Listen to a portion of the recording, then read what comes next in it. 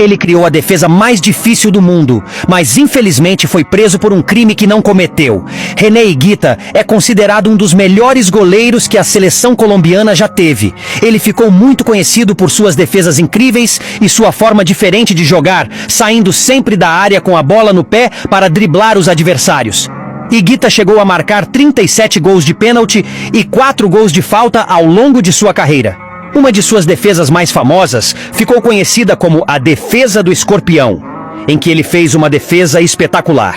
Higuita encantou o mundo com sua habilidade e criatividade quando defendia a camisa da seleção colombiana. René Higuita nasceu em Medellín, em 1966, e cresceu em uma Colômbia marcada pela violência, pela desigualdade social e pelo domínio dos cartéis do narcotráfico.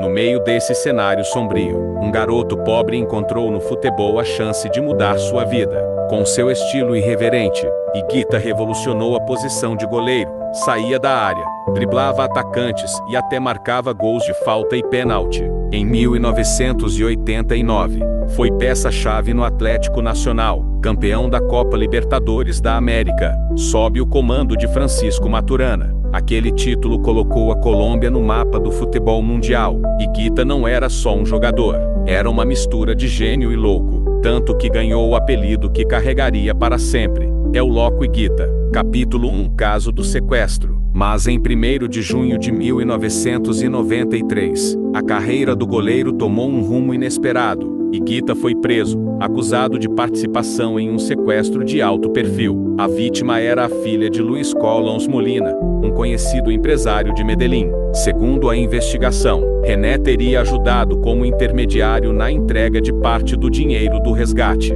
Ele teria feito isso como um favor pessoal à família, acreditando que ajudava a salvar uma vida. O problema é que, meses antes, o governo colombiano havia aprovado a Lei Antissequestro número 40, que proibia qualquer pessoa de participar de negociações com sequestradores. Assim, mesmo sem jamais ter sequestrado ninguém, Higuita foi acusado de violar a lei. A notícia correu o mundo e manchou a imagem do goleiro. Capítulo 2: A prisão e a vida atrás das grades. Higuita foi levado para a cárcel de Medellín e ficou 6 meses preso. Ali, o ídolo teve sua liberdade arrancada e passou a viver entre criminosos comuns, sofrendo pressões psicológicas e humilhações. Sua família sofreu tanto quanto ele. A esposa e os filhos foram hostilizados e enfrentaram dificuldades financeiras. Os jornais sensacionalistas exploravam o caso diariamente, e o nome do goleiro passou a ser associado ao crime.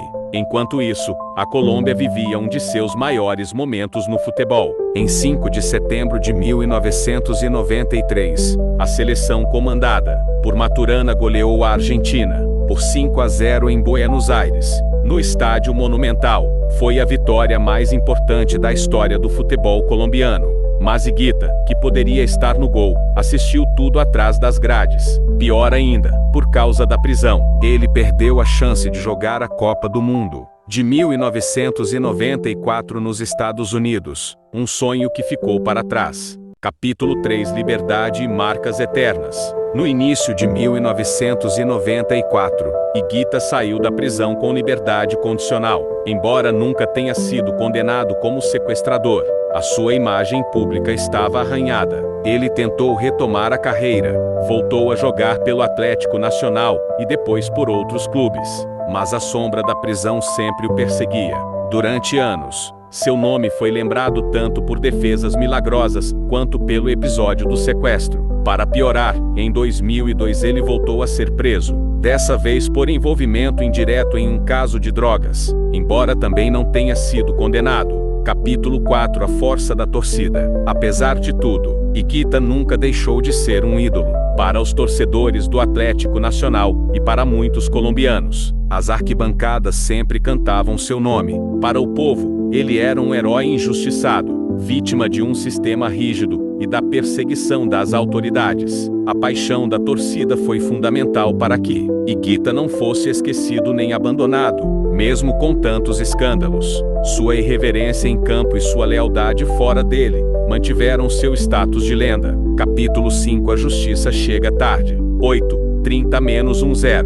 Somente em 1º de março de 2008, 15 anos depois de sua prisão, a Corte Constitucional da Colômbia reconheceu que René Higuita havia sido vítima de uma prisão injusta. O Estado colombiano foi condenado a indenizá-lo em cerca de 400 milhões de pesos colombianos, uma reparação pelos danos morais, familiares e profissionais que sofreu. Essa decisão lavou a alma do goleiro e também da sua família. Higuita enfim teve sua inocência reconhecida pela lei. René Higuita continuará para sempre lembrado como um dos goleiros mais carismáticos e excêntricos da história. Com seu estilo inconfundível, entre erros e genialidades, marcou gerações e influenciou o futebol mundial.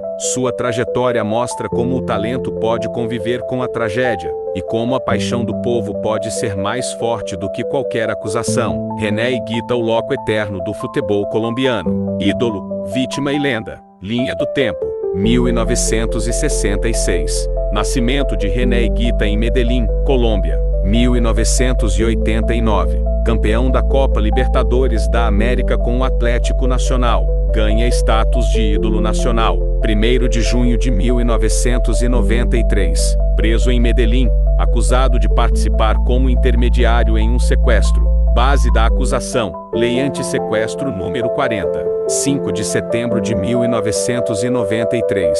Colômbia goleia a Argentina por 5-0 em Buenos Aires. Higuita assiste ao jogo na prisão. Início de 1994. Consegue liberdade condicional. Perde a chance de disputar a Copa do Mundo de 1994, Estados Unidos da América. 2002. Nova prisão, por envolvimento indireto em um caso de drogas. Não foi condenado, mas a polêmica volta às manchetes. 1º de março de 2008, a Corte Constitucional da Colômbia reconhece que Higuita foi preso injustamente em 1993. O Estado é condenado a pagar 400 milhões de pesos colombianos em indenização. Após 2008, volta a ser tratado como lenda do futebol colombiano. Mantém sua imagem admirável no Atlético Nacional e no mundo.